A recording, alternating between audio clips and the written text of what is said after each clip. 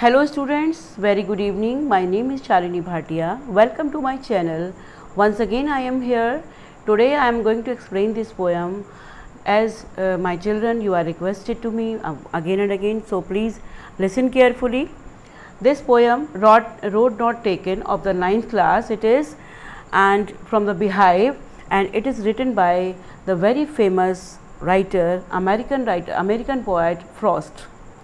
Okay, this well known poem is about making choices. ये हमारी जो पोएम है ये चॉइसेस को लेकर है, जो हम लाइफ में चॉइस हमें करनी होती है करियर को लेकर. We have so many choice on every step and so many alternatives we have in our life. बहुत सारे अल्टरनेटिव्स होते हैं जिनमें से हमें चॉइस करना होता है ना. और and the choices that shape us, वो हमें शेप करती हैं, हमारी लाइफ को बनाती हैं, हमारा फ्यूचर उन पर ही डिपेंड होता है. तो रॉबर्ट फ्रॉस्ट, जो कि हमारे अमेरिकन पोएट हैं, है ना, हु राइट सिंपली, बिल्कुल सिंपल लिखते हैं, बट उनका जो एक्सपीरियंस होता है ये बिल्कुल व्यवहारिक होता है. Insightfully he writes about common and ordinary experiences, जो हमारे ऑर्डिनरी एक्सपीरियंसेस हमें लाइफ में होते हैं, और ये भी उनका एक एक्सपीरियंस है जो कि उन्होंने एक्सप्लेन किया है. तो very first I am reading the line, the first paragraph. Two roads diverse in a yellow wood and sorry I could not travel both, and be one traveler long I stood and looked down one as far as I could to where it bent in undergrowth. तो first paragraph मैंने पढ़ा है, इसको मैं explain कर रही हूँ. To roads diverse in a yellow would. Yellow would क्यों बोला है? क्योंकि इसमें स्पीकर ये बताता है हमें, he informs his readers that there are two roads, दो रोड्स हैं at the fork in the woods. Wood जो है जंगल को बोला है, उसमें दो रोड हैं. जैसे फॉर्क होता है ना, फॉर्क के दो पार्ट होते हैं, इस तरीके से वो टू रोड्स हैं, है ना. और ही एड्स दैट, उसमें ये बोलते हैं that the forest woods is yellow. Yellow क्यों बोला है? बिकॉज मौसम चल रहा है उसका पतझड़ का, autumn season is going on, है ना. Woods is yellow because it is autumn का सीजन है. एंड एट दिस टाइम क्या होता है? ट्रीज शेड देयर लीव्स, पेड़ जो है अपने पत्तों को गिरा देते हैं. ठीक है. By setting the poem in the woods in autumn, उन्होंने ऑटम में पोएम की जो सेटिंग की है वो कहाँ की है? ऑटम सीजन दिखाया है और जंगल में की है. तो फ्रॉस्ट ने क्या क्रिएट किया है? A sense of silence and a tone of मेलनकली. यहाँ पर उन्होंने एक चुप्पी को दिखाया है और एक मेलनकली यानी कि सैड टोन, उनकी पोएम में सैड टोन है, एक ग्लूमी स्टेट ऑफ माइंड, यानी कि sad, poet is sad and also the reader who are reading they will be sad also. तो the two roads diverse in a yellow wood and sorry I couldn't travel both. बहुत ही simple meaning है, very simple it is, कि वो बोल रहे हैं कि आई एम वेरी सॉरी कि आई कुड नॉट ट्रैवल बोथ, कोई भी नहीं कर सकता, नो वन ट्रैवल बोथ, क्योंकि दो रोड्स पर आप एक साथ कैसे ट्रैवल करेंगे?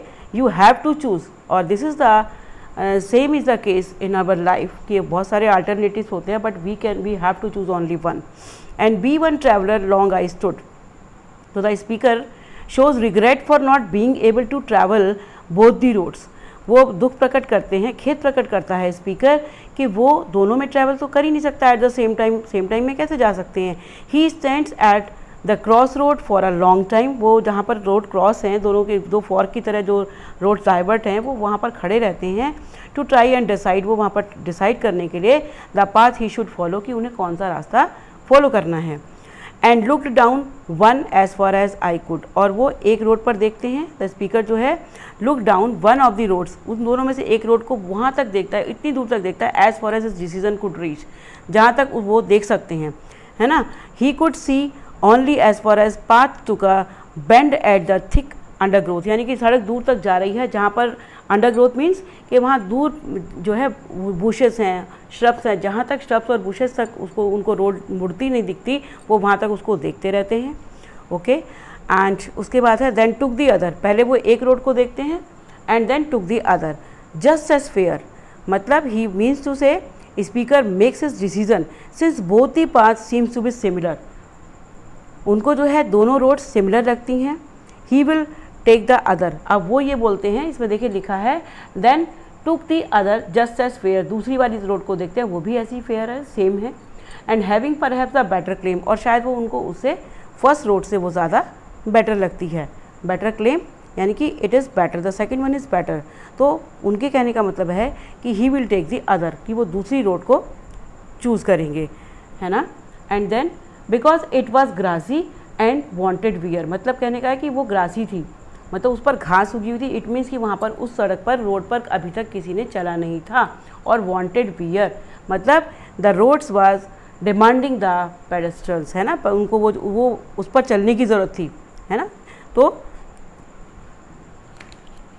yes, because it was grassy and wanted wear means to say, again I am explaining, तो speaker justifies his choice as the path is grassy, बताया हमने आपको उस पर घास उगी है, वो ग्रासी है, and not much walked on by travellers के द्वारा उस पर कोई चला नहीं है ना, कोई मतलब it was less travelled. Therefore this road needed to be used, इस रोड को ज़रूरत थी कि इसको यूज़ किया जाए, एंड वॉर्न आउट टू, इस पर चला जाए। तो दैट्स वाई द पोएट जो है वो इसी को चूज़ करते हैं, सेकेंड वाली रोड को, यानी कि it which was less travelled. और जो लेस ट्रेवल्ड रोड होती है वो क्या होती है, जिस पर कम चलेंगे लोग, वो रोड का मतलब है कि वो आपकी हार्ड रोड होगी, है ना, डिफ़िकल्ट वे होगा, उसको लोग नहीं चुनते हैं और वो इजी रोड को चुनते हैं। बट पोएट ने डिफ़िकल्ट को चूज़ किया। उसके बाद अभी हम आपको लिटरल मीनिंग बता रहे हैं और उसके बाद हम आपको ये जो पोएटिक डिवाइस है वो भी बताएंगे। नेक्स्ट है and both that morning equally, no, the last line I did not explain, had warned them really about the same, है ना, though as for that the passing there, जैसे वहाँ से जो पास होने वाले जो राहगीर थे, जो पासर्स बाई थे, जो गुजर रहे थे वहाँ से, यानी कि जा रहे थे, had warned them really about the same, है ना, तो उनको वो जो रोड्स थी वो सेम लग रही थी, है ना। और मतलब सेकेंड टाइम वो जब स्पीकर फील करता है कि both the road seem less walked on, जब वो दोबारा देखता है तो उसको सेम लगती हैं, है ना। एज फॉर दैट जो इसमें वर्ड है वो किसके लिए, वो किसको रेफर करता है, two path less walked on, मतलब जो रोड कम चली गई है। तो यहाँ पर वो बोलते हैं, यहाँ here poet says he is expressing the confusion that goes on in his mind, मतलब अब पोएट के माइंड में भी कन्फ्यूज़न चल रहा है कि कौन सी रोड उसको चूज़ करनी चाहिए, है ना, कि फाइनल चॉइस कौन सा करना चाहिए। तो वहाँ पर भी उसको कन्फ्यूज़न है, और यही कन्फ्यूज़न हमारी लाइफ में भी रहता है। We face every time dilemma, है ना। तो अब उसको माइंड में हेजिटेशन है, तो the hesitation in taking a decision, उसको डिसीजन लेने में हेजिटेशन हो रहा है, क्योंकि as the prospects offered by treading either of the roads seem to be similar, क्योंकि उसको दोनों रोड्स ही जो है वो सिमिलर लग रही हैं, तो that's why he is hesitating, he is not able to take the decision. अब उसके बाद थर्ड पैराग्राफ पर आ जाते हैं हम। No it is yes third paragraph, and both that morning equally lay in leaves not step had trodden black, oh I kept the first for another day, yet knowing how way leads on to way, I doubted if I should ever come back. तो see the explanation, पहले आपको literal meaning बताते हैं। Oh I kept the first for another day, अब उसने third paragraph में आपको बताया गया कि he chose the second road which was less travelled, यानी कि वो रोड उन्होंने चूज़ की है जो कि लेस ट्रेवल्ड थी, यानी कि जो डिफ़िकल्ट पाथ था ही चूज़न, मतलब ये सिम्बॉलिक है ना, एज अ मेटाफर पूरी पोएम में उन्होंने रोड्स को मतलब एक लाइफ से कंपेयर किया है, लाइफ की जर्नी से। तो speaker seems to be regretting his decision already, उनको रिग्रेट तो हो रहा है because he is not able to travel both, है ना। तो यहाँ पर जो सेंटेंस है वो क्या है, emphatic as it starts with oh I kept the first for another day, कि मैंने वो जो फर्स्ट वाली है वो मैंने किसी और दिन के लिए रखी है, and ends with an exclamation, यहाँ पर देखिए एक्सक्लेमेशन मार्क है यहाँ पर, तो कुछ थोड़ा सा उनको फेल हो रहा है। He strongly feels he would take the other road to know what it had in store, मतलब वो दूसरी रोड को जो है नेक्स्ट टाइम चूज़ करेंगे, है ना, since he already knew what was on the road taken, है ना, क्योंकि वो पहले से ही जानते थे कि उस पर क्या था रोड पर। तो मेटाफोरिकली इन लाइफ वी री थिंक अबाउट आवर चॉइसेस, क्योंकि ऐसा ही लाइफ में होता है, जब हम कोई भी चीज़ किसी चीज़ की चॉइस हम कर लेते हैं तो हम उसको दोबारा से सोचते हैं कि हमने ये चूज़ किया, इट इज़ राइट और इट इज़ रॉन्ग, है ना। लेकिन but it is not easy to regret back the clock at as time and tide waits for none, क्योंकि अगर हमने कोई चूज़ किया तो whether we are at loss, अगर हमें कुछ नुकसान है या हमें कोई फ़ायदा है तो दैट इज़ आर्स, है ना, वो नुकसान वो फ़ायदा हमारा है, हम वापस तो नहीं जा सकते, क्योंकि time and tide waits for none, what ever we have selected once that is our future, that is our present, it is up to us. अब yet knowing how way leads on to way I doubted if I should ever come back. तो वो बोल रहे हैं कि ये जानते हुए कि कैसे एक रास्ता दूसरे रास्ते की तरफ ले जाता है, क्योंकि जिस रोड पर हम चल पड़ते हैं तो वो हमें आगे और रास्तों पर ले जाएगा, तो हम वापस मुड़कर आएंगे उस रास्ते पर या नहीं, उसको भी, पोएट को भी ये डाउट है ना। तो in English I am explaining, the speaker realises he may never be able to return to take the road not taken, है ना। उसको जो है, जो उसने रोड नहीं ली है, road not taken, which road he did not take, उस पर वो रिटर्न होगा या नहीं, ये उसको डाउट है। फॉर ही अंडरस्टैंड्स, क्योंकि उन्हें ये पता है that in the journey of life, की जो हमारे जीवन की जर्नी है, we may come across many cross roads, बहुत सारे क्रॉस रोड्स आती हैं, फॉक्स आते हैं लाइफ में, and make fresh decision and choices, हम उसमें डिसीजन लेते हैं अपने। सो उसमें जो है हम आगे उस रोड पर हम वापस आएंगे या नहीं, it is very difficult to say, है ना। इट इज़ नॉट कन्फर्म और it is indefinite. So in all practically it may not be feasible to start afresh especially in the later part of the life। तो बड़ा मुश्किल होता है ये कि हम बाद में उस लाइन पे, उस सड़क पर हम वापस आएँ, ठीक है। तो अब आते हैं नेक्स्ट पैराग्राफ पर। This is the literal meaning I told you. Next is I shall be telling with this with a sigh somewhere ages and ages hence two roads diverse in a word and I took the other one less travelled, है ना, by, and that has made all the differences. तो this is the last paragraph. यहाँ पर poet बोल रहे हैं कि entirely उसने वो रोल तो चूज़ कर लिया है, entirely written in the future tense उसने लिखा है कि आई शैल बी, तो शैल में यहाँ उसने फ्यूचर टेंस को ले आया है कि here the speaker hopes to talk of the decision taken years later with a sigh, कि भाई मैं जब युगों के बाद, जब मेरे फ्यूचर में जब मैं लोगों से बताऊँगा, है ना, तो मैं मतलब एक उसमें रिग्रेट है या हैप्पीनेस है, इट इज़ नॉट कन्फर्म, तो वो लॉस में होगा, है ना, या फिर उसको फ़ायदा होगा, तो वो उसके फ्यूचर पर डिपेंड है। वो बोलता है कि मैं सालों के बाद मैं बता रहा हूँगा लोगों को, द साई में भी है, सैड भी हो सकता है यहाँ पर, है ना, साई का मतलब वो सैड मूड में भी हो सकता है, वो हैप्पी मूड में भी हो सकता है ना। तो वो बता रहा होगा लोगों को कि मैंने इस जो लेस ट्रेवल्ड रोड थी उसको चूज़ किया था, है ना, तो वही जो मेरा, उसी ने मेरी लाइफ में सारे डिफरेंसेस ला दिए। तो वो यही बताएंगे कि आई शैल हेयर बी, यहाँ पर स्पीकर क्या बोलता है कि मैं युगों के बाद सभी से अपने बारे में बताऊँगा, चाहे मैं हैप्पी होऊंगा या मैं सैड होऊंगा, तो जो भी कुछ मैंने किया, जो भी मैंने जो लेस ट्रेवल्ड रोड चूज़ की थी, उसी ने सारे मेरे डिफरेंसेस मेरी लाइफ में ला दिए। तो इसका मीनिंग ये, आई शैल बी टेलिंग, मैं बता रहा हूँगा दिस विद अ साई। अब साई में हैप्पी भी हो सकते हैं वो और सैड भी हो सकते हैं। समवेयर एजेस एंड एजेस, कुछ युगों के बाद, है ना, कुछ टाइम के बाद क्या बता रहा हूँ कि two road diverged in a wood, है ना। तो इसमें ये लाइन को रिपीट किया गया है। This line is a repetition of the first line. ये फर्स्ट लाइन पहले भी थी, with the exclusion of yellow, इसमें येलो वुड को नहीं डाला है, and an inclusion of and I, इसमें इंक्लूड क्या कर दिया है, एंड आई, और एक्सक्लूड कर दिया है उसको, वुड को, येलो को वुड डाला है खाली, है ना, एंड उसमें विद अ डैश, और एक डैश लिखा है, the and I shows the speaker is hesitant of the future. इसमें मतलब कहने का ये है कि स्पीकर जो है फ्यूचर के बारे में बात करने के लिए हेजिटेंट है। और repetition helps to bring the poem to a close, और रिपीटिशन मतलब पोएम जो है अब एंड पर आ गई है, कि वो एंड पर ये बोल रहे हैं कि मैं बता रहा हूँ लोगों को कि मैंने ये रोड जो है चूज़ की थी जो लेस ट्रेवल्ड थी, है ना।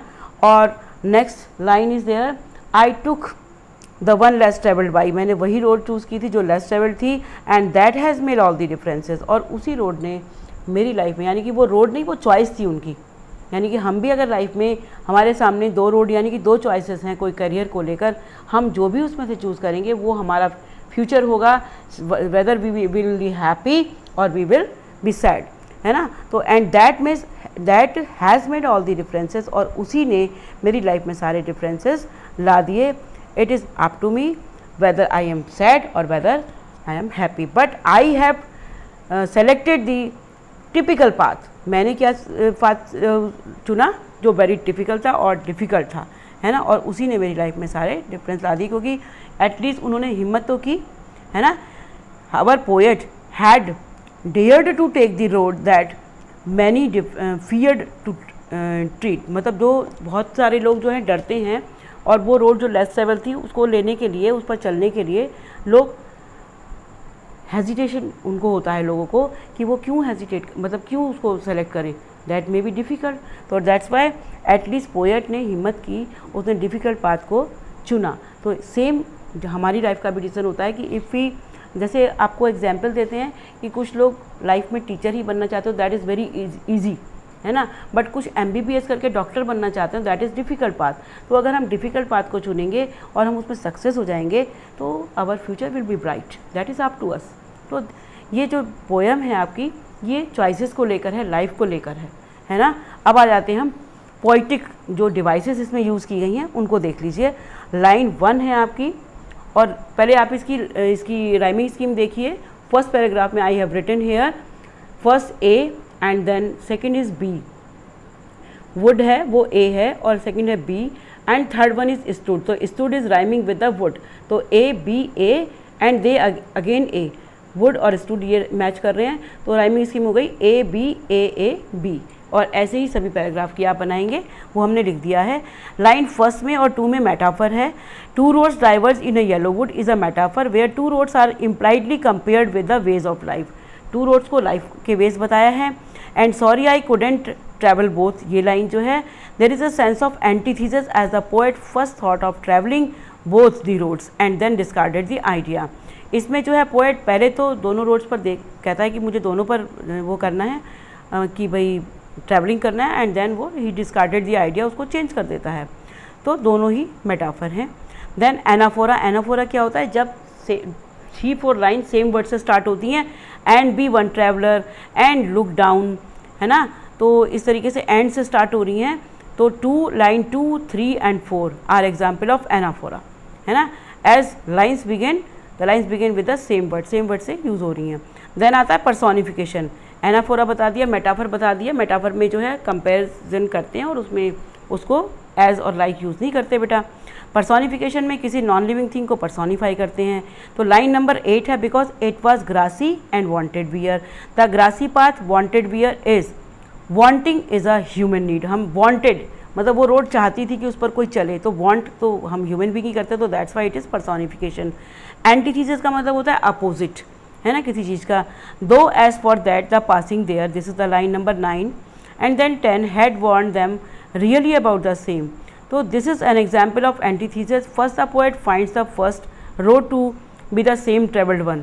तो पहले तो वो देखते हैं कि वो जो रोड है वो सेम थी, है ना, be the more travelled one, but then he says that both the roads to be equally travelled. पहले तो एक बोलता है कि एक रोड कम चली हुई थी, फिर वो बोलता है कि देवर इक्वली, तो अपोजिट हो जाता है, that's why it is antithesis, है ना। तो एंटीथीसिस लाइन 9 में है, 10 में है, I have marked also, and 13 में है और 15 में है। Oh I kept first for the another day, I doubted if I should ever come back. देखिए इसमें भी वो बोल रहा है कि एन एग्जाम्पल ऑफ एंटीथीसिस है, क्योंकि उसमें कंट्राडिक्ट है उसके स्टेटमेंट से। पहले वो बोलता है कि आई विल कम बैक, फिर वो बोलता है कि क्या मैं आ पाऊँगा, तो देयर इज़ एंटीथीसिस। अब आ जाइए लाइन 17, एलिटरेशन है इसमें। Some ages and ages hence, ages and ages is an example of alliteration, that is very easy, है ना। एलिटरेशन में क्या होता है, लेटर्स आर बीइंग रिपीटेड, ठीक है। अब आता है इमेजरी। इमेजरी है लाइन 1 में, 2 roads diverse in a yellow would, 2 roads diverse in a yellow would. देखिए आप जैसे ही इस लाइन को पढ़ते हैं तो आपके सामने पिक्चर आ जाती है वुड की, है ना। वहाँ पर मतलब आपका जो येलो वुड है, यानी कि लीव्स जो हैं वो येलो हो रही हैं, autumn season is going on. तो दैट्स वाई जब हमारे सामने पिक्चर आती है तो इट मीन्स इमेजरी है, वो इमेजरी को यूज़ किया है, हमारे माइंड में पूरी पिक्चर क्रिएट हो जाती है। ऐसे ही लाइन 11 है, 12 है, and both that morning equally lay in leaves no step had trodden back. The imagery which is a poetic device, the pattern of images or pictures comes to our mind। मतलब poet का लिखने का तरीका ऐसा है कि सारी picture हमारे सामने क्रिएट हो जाती है माइंड में, तो दैट्स वाई इसको हम इमेजरी बोलेंगे अगेन, ठीक है। उसके बाद आता है आपका मेटाफर अगेन, मतलब पूरी होल पोएम जो है वो आपकी मेटाफर है। The poem as a whole is a metaphor because the poet is metaphorically comparing the roads in the wood to the choice one must make in life. मतलब वो पूरी पोएम में हमारी लाइफ को कंपेयर कर रहे हैं रोड से। The poet compares himself to a traveller, poet अपने आप को ट्रैवलर बता रहे हैं। The road is a metaphor, metaphor ही है road, for the journey of life. Road को क्या बताया, वो हमारी लाइफ की जर्नी है, तो that's why it is metaphor. Metaphorically he has explained the undergrowth at the end of the road not taken symbolises the obstacle. मतलब जो उन्होंने अंडरग्रोथ बोला, अंडरग्रोथ का मतलब जो जितनी बुशेस हैं और श्रब्स हैं, झाड़ियाँ हैं, वो क्या हैं, वो हमारे लाइफ की ऑब्स्टिकल्स हैं, हर्डल्स हैं। They are hurdles and obstacles of our life, बाधाएँ, है ना। The grassy road indicates not many people had chosen that kind of road. जो ग्रासी रोड है, जिस पर घास उगा हुआ है, तो वो क्यों उगा हुआ है, क्योंकि लोग उस पर चले नहीं। इट मीन्स कि वो डिफ़िकल्ट रोड है, वो डिफ़िकल्ट पाथ है, तो वो लोगों ने उसको चूज़ नहीं किया, वो ये इंडिकेट करती है। तो इस तरीके से the whole poem is an extended metaphor of life. Okay, तो this is the explanation of the poem children. I have told you literally, literal meaning भी बता दिया आपको, और इसका जो सिम्बॉलिक मीनिंग है वो भी बताया है in Hindi and English both, and all the devices I told you. So please if there is any confusion write in the comment box and just go through the poem and listen it carefully. Goodbye, God bless you.